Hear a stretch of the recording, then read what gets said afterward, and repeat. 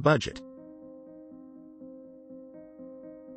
पहले हमने करों के बारे में बात की थी कि कर कैसे एक देनदारी है जिसे हमें सरकार को चुकाने की आवश्यकता होती है। क्या आप जानते हैं कि सरकारें टैक्स क्यों वसूलती हैं? यह कोई नई बात नहीं है, बल्कि यह लंबे समय से प्रचलित एक परंपरा है जो प्रारंभिक ऐतिहासिक युगों से चली आ रही है। एक देश के लिए उसके अपने आर्थिक गतिविधियों पर कुछ आय एकत्र करना एक उचित प्रथा है, क्योंकि ये गतिविधियां देश के संसाधनों का उपयोग करके ही संभव होते हैं। यह किसी किराएदार से किराया वसूलने के उसी सिद्धांत पर आधारित है, क्योंकि किराएदार आपके घर का उपयोग रहने के लिए करता है। देश के पास भी अपने आय के कुछ स्रोत होने चाहिए ताकि वो ये पैसा सार्वजनिक कल्याण पर खर्च कर सके और परियोजनाओं के वित्तपोषण से आर्थिक विकास और जीडीपी को बढ़ावा दे सके। चूंकि सरकार देश की स्वघोषित संरक्षक है, यह सरकार ही है जो देश के प्रतिनिधित्व में कर एकत्र करती है। सरकार सही कारणों में और सही तरीके से जनता से एकत्र किए गए इस धन को जनता के लिए खर्च करने को बाध्य है। क्या आपके घर वाले महीने का बजट बनाते हैं? इस बजट के आधार पर वे मासिक खरीदारी करेंगे। आपके माता पिता की मासिक आय है और वे हर महीने ये योजना बनाएंगे कि इस मासिक आय को विभिन्न चीजों पर खर्च करने के लिए कैसे आवंटित किया जाए, जैसे कि खरीदारी, बिल, घर का किराया आदि। इसमें से वे थोड़ा सा पैसा बचाना भी चाहेंगे। यह सब प्लानिंग और कुछ नहीं बल्कि बजट प्लानिंग है। यह वो योजना बनाने के बारे में है कि घर में आने वाले धन को विभिन्न चीजों पर एक विशिष्ट अवधि के लिए कैसे आवंटित किया जाए, जब तक कि उस धन की फिर से भरपाई न हो। यदि आप इसे देश के बजट से जोड़ या तुलना कर सकते हैं, तो देश को भी जीडीपी और लोक कल्याण के लिए विभिन्न आर्थिक गतिविधियों की स्थापना करनी पड़ती है, जिसके लिए सरकार देश में आने वाले धन को आवंटित करती है। यह केंद्रीय अथवा वित्तीय बजट या यूनियन बजट है। अब सरकार सकल घरेलू उत्पाद की वृद्धि के लिए किए जाने वाले आर्थिक गतिविधियों को निधि देने के लिए प्रत्यक्ष और अप्रत्यक्ष करों से होने वाली आय पर पूरी तरह से निर्भर नहीं कर सकती है, क्योंकि उन्हें अपने सभी नियोजित खर्चों के लिए इससे भी बहुत अधिक धन की आवश्यकता होती है। जब देश की घरेलू आय नियोजित व्यय की आवश्यकता से कम होती है, तो यह देश की राजकोषीय घाटा यानी फिस्कल डेफिसिट कहलाती है, जिस कारण देश को उधार लेना पड़ता है। सरकारें देश के भीतर से और देश के बाहर से पैसा उधार लेती हैं। भारत देश निम्नलिखित संस्थानों से आंतरिक रूप से धन उधार लेती है: आरबीआई, बॉन्ड बाजार, सरकार द्वारा संचालित कंपनियों में बहुसंख्यक सरकारी हिस्सेदारी विनिवेश और वाणिज्यिक बैंक। हालांकि अंतिम वाला शायद ही कभी उपयोग किया जाता है।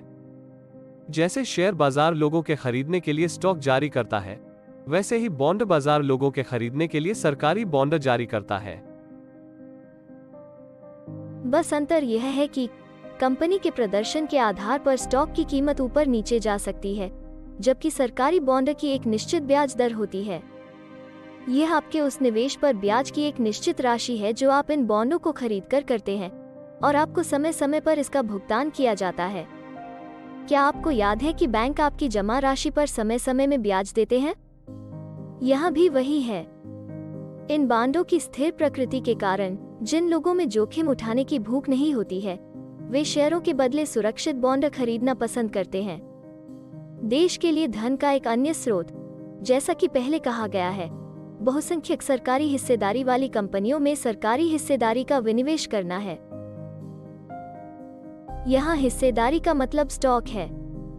सरकारी कंपनियां वे कंपनियां होती हैं जहां अधिकतम स्टॉक सरकार के पास होता है, जबकि निजी कंपनियों में अधिकतम स्टॉक निजी पार्टियों के एक संघ के पास होता है। क्या आपने कभी निजीकरण के बारे में सुना है? तभी सरकार अपने शेयरों को निजी पार्टियों को बेचने का फैसला करती है, क्योंकि उन्हें पैसे की जरूरत होती है। जैसे ही वे स्टॉक खो देते हैं, वे उस कंपनी पर बहुमत, नियंत्रण और स्वामित्व भी खो देते हैं। देश का बाहरी कर्ज विदेशी सरकारों, विदेशी वाणिज्यिक बैंकों, अंतर्राष्ट्रीय मुद्रा कोष या इंटरनेशनल मॉनेटरी फंड यानी IMF और विश्व बैंक जैसी संस्थाओं से आता है। यहाँ एक बात हमें स्पष्ट करनी चाहिए कि विदेशी ऋण या फॉरेन डेट को प्रत्यक्ष विदेशी निवेश या फॉरेन डायरेक्ट इन्वेस्टमेंट FDI के साथ कंफ्यूज मत कीजिएगा।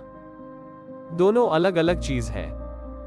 ऋण तब होता है जब आपको दूसरों को दिए गए धन का भुगतान करने की आवश्यकता होती है, जबकि निवेश उस निवेश पर लाभ और रिटर्न उत्पन्न करने के लिए किया जाता है, और ये एक ऋण साधन नहीं है, बल्कि अधिक धन और संपत्ति बनाने के अवसरों का उत्पन्न करता है और पर्याप्त धन उत्पन्न करने के लिए आर्थिक गतिविधियों को बढ़ावा और निधि देता है, ताकि कर्ज का भुगतान किया जा सके।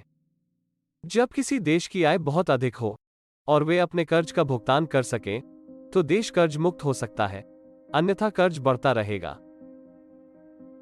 देश में पैसा बढ़ाने का आखिरी विकल्प है ज्यादा पैसा छापना। हालांकि हम पहले ही देख चुके हैं कि मुद्रा की छपाई से होने वाली मुद्रास्फीति के माध्यम से आर्थिक आपदाएं कैसे हो सकती हैं। टैक्स धोखाधड़ी के बारे में कभी सुना है? यहीं से काला धन शब्द सामने आता है। यह शब्द आपने अक्सर सुना होगा। यह वो धन है जो टेबल के नीचे अवैध रूप से अर्जित किया जाता है और इसलिए कराधान के लिए किसी का ध्यान नहीं जाता है। इसकी कल्पना करें, अगर सब टैक्स चोरी करने लगे तो देश की आमदनी कहां से होगी? अगर देश की आय घटती रही तो उसका कर्ज बढ़ता रहेगा। साथ ही कम आय का मतलब जीडीपी वृद्धि में निवेश करने के लिए कम पैसा होगा। यदि ऐसा होता रहा तो जनता को अंत में नुकसान होगा, क्योंकि आर्थिक विकास कम होगा, नौकरियों की संख्या कम होगी, लोगों की क्रय शक्ति कम होगी, जीवन स्तर निम्न होगा। बेशक यह सच है कि आपकी आय आपकी मेहनत की कमाई है और इस पर टैक्स देना अनुचित लगता है, लेकिन यह वही सिद्धांत पर भित्तित है जो आप अपने माता पिता के प्रति रखेंगे। जब आप बड़े हो जाते हैं तो आप कमाई करना शुरू कर देते हैं और अपने माता पिता को कृतज्ञता के रूप में भुगतान करना चाहते हैं, क्योंकि उन्होंने आपके विकास में बहुत योगदान दिया है। आपको ऐसा लगता है कि आप उनके प्रति एहसानमंद हैं, और आप अपने माता पिता के बूढ़े होने पर उनके लिए खर्च करने से पहले 2 बार नहीं सोचते, है ना? लेकिन हम यह समझने में असफल रहते हैं कि हमारे माता पिता ने भी देश के ही संसाधनों का उपयोग किया है, जैसे स्कूल, अस्पताल, नौकरी इत्यादि, जब वे हमारी देखभाल कर रहे थे। इस प्रकार हम सभी अंत में देश के ही ऋणी हैं। अब प्रत्येक वित्तीय वर्ष यानी फाइनेंशियल ईयर की शुरुआत से पहले सरकार विभिन्न आर्थिक गतिविधियों और लोक कल्याणकारी योजनाओं के लिए बजट आवंटन की योजना बनाती है, जिसको आने वाले वित्तीय वर्ष के दौरान या बाद के वित्तीय वर्षों तक भी खर्च करने के लिए ले जाया सकता है। अर्थशास्त्र के संदर्भ में वित्तीय वर्ष आने वाले वर्ष की 1 अप्रैल से 31 मार्च तक के बीच की अवधि है, जिसमें आप आय अर्जित करते हैं।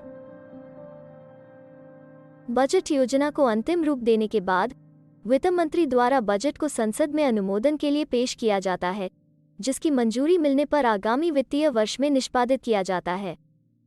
यहाँ आइए समझते हैं कि एक लोकतांत्रिक देश की स्थापना में 3 हथियार होते हैं: विधायी, कार्यपालिका और न्यायपालिका। सरकार की विधायी शाखा का प्राथमिक कर्तव्य लोकसभा और राज्यसभा में कानून पेश करना, समीक्षा करना और पारित करना है। सरकार की विधायी शाखा सरकार की एकमात्र शाखा है जो नए कानून पारित कर सकती है। दूसरी ओर कार्यकारी राष्ट्रपति और प्रधानमंत्री और उनकी मंत्रिपरिषद हैं, जिन्हें अनुमोदित विधानों को निष्पादित करना है। तीसरा, न्यायपालिका लोकतंत्र का द्वारपाल है, जो सुनिश्चित करता है कि जनता सुरक्षित है और सरकार अपनी इच्छा के अनुसार काम नहीं कर सकती है। यह सरकार की गतिविधियों पर नजर रखता है और साथ ही विधायिका द्वारा पारित कानूनों पर सवाल उठाने का अधिकार रखता है। स्वीकृत बजट के निष्पादन का सरकार कैसा प्रदर्शन करता है, उस पर नजर रखने के लिए विधायिका की ओर से ऑडिट और समीक्षा की जाती है, यह देखने के लिए कि बजट में योजना की गई धन को सही ढंग से चैनलाइज किया गया है कि नहीं, और क्या बजट में निर्धारित समय सारिणी के अनुसार परियोजनाएं पूरी होगी। बजट को समझना और भविष्य के वर्षों के लिए सरकार की योजनाओं को जानना महत्वपूर्ण है, ताकि हम नागरिक के रूप में यह देख सके कि हमारी वोटेड सरकार ने हमारे लिए क्या योजना बनाई है और वास्तव में हमारे आसपास क्या हो रहा है। साथ ही सरकार इन बजटों में विभिन्न अवसरों और योजनाओं की घोषणा करती है, जिसका उद्देश्य आम जनता को आर्थिक रूप से बढ़ावा देना है और व्यापार करना आसान बनाना है। जनता को इस तरह की योजनाओं का लाभ उठाने के लिए जागरूक होना चाहिए। कई बार अधिकांश लोगों को यह भी पता नहीं होता है कि सरकार कुछ कल्याणकारी योजनाएं घोषित करती हैं जो वास्तव में उन्हें छात्रवृत्ति प्राप्त करने, घर खरीदने, कार खरीदने आदि जैसी चीजों को हासिल करने में मदद कर सकती हैं। और फिर वे महसूस करने लगते हैं कि उन्हें सरकार के दायरे से बाहर कर दिया गया है और अपनी गरीबी के लिए सरकार को दोष देना शुरू कर देते हैं। वित्त मंत्री संसद में मंजूरी के लिए बजट पेश करते समय भाषण देते हैं। एक देश की जनता के रूप में हमारे लिए संसद में प्रसारित बजट भाषण को सुनना एक सामान्य और जरूरी प्रथा होनी चाहिए। नहीं तो यह उसी एहसास के बराबर है कि आपके माता पिता आपको एक अच्छा जीवन देने के लिए कितने आर्थिक त्याग कर रहे हैं, आपको उसके बारे में कभी पता ही नहीं चलेगा। भारत के नवीनतम बजट के बारे में यहाँ पढ़ें।